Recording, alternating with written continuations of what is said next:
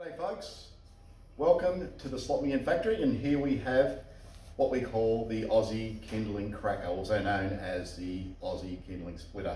Now as you can see, this is a unique way of splitting kindling. Now we all need a kindling for our fires, our fire pits, and if we use a conventional axe or block splitter with a downward striking force holding a piece of timber, we all run the risk of damage to our hands and personal injury. I'll just quickly explain.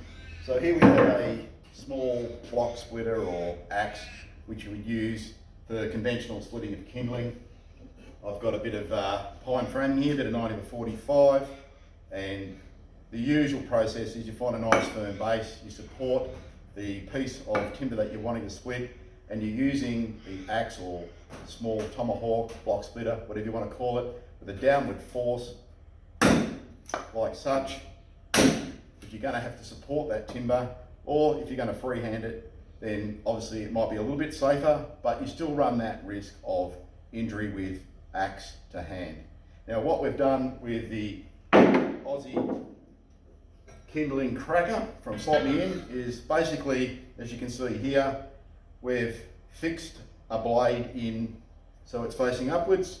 You have an upward support throat, unique hexagonal ring that you place the timber through, and then obviously a stable base. Now with the base, that blocks it down.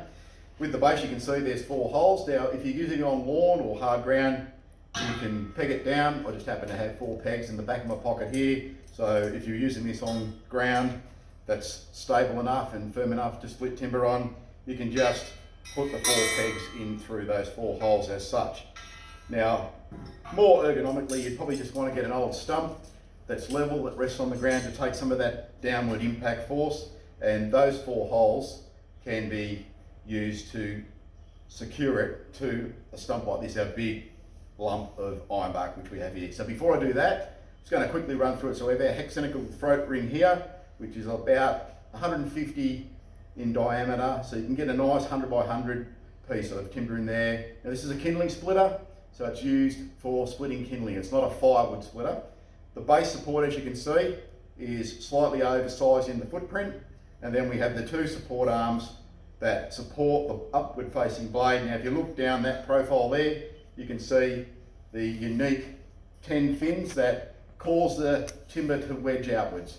So I'm just going to screw it down to this base plate. Now when you're splitting it, you want to be standing beside one of the long support arms. So if I'm splitting here, I want to be standing so that the timber sheds away from me.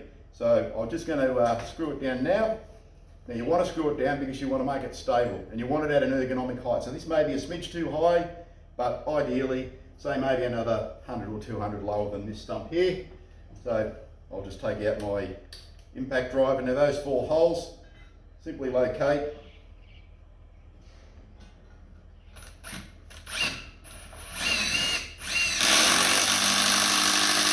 Of course you could probably get away with 2, and that's all I'll need to do because I'm going to place those diagonally, but you can put 4 in there as well.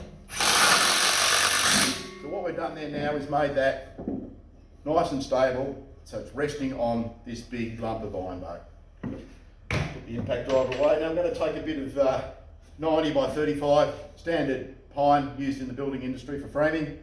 Now instead of striking down with a sharp implement, you have the blade here that's facing upwards, that's fixed.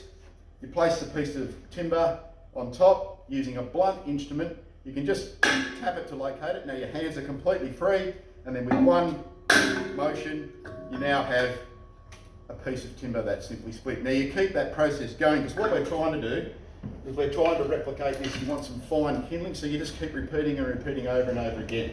So you've taken the piece that you've already split. Now of course with a bit of practice you can use it in all in one motion, but you can just simply touch it like that.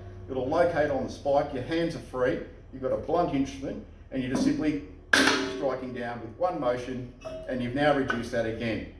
Just keep going through the process.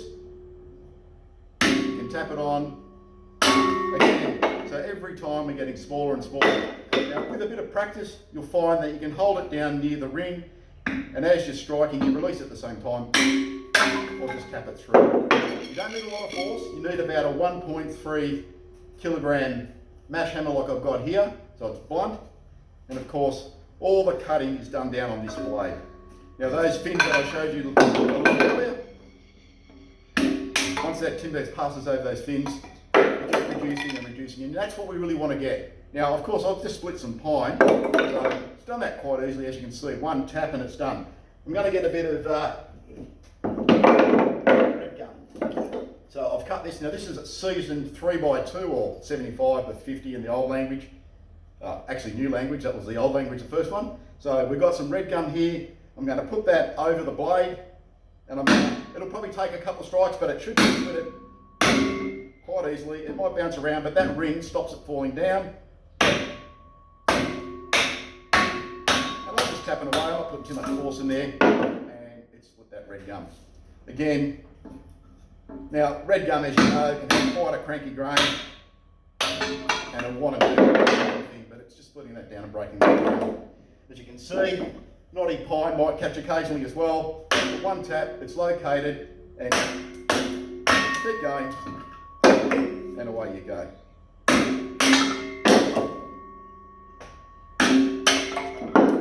Very simple, and you can get down to very, very fine kindling, as I've done. So that is the Aussie Kindling Kracker from slotmein. Now it's made from 6mm and 10mm combination of blue scope acceloplate steel. The 10 unique fins on the blade continue the wedging process. So what you're doing is you're wedging that kindling and it's splitting as it's wedging out. So that's the Aussie Kindling Kracker from slotmein, also known as the Aussie Kindling Splitter. Check it out on our website and get your very own. Cheers. Oz from Oz.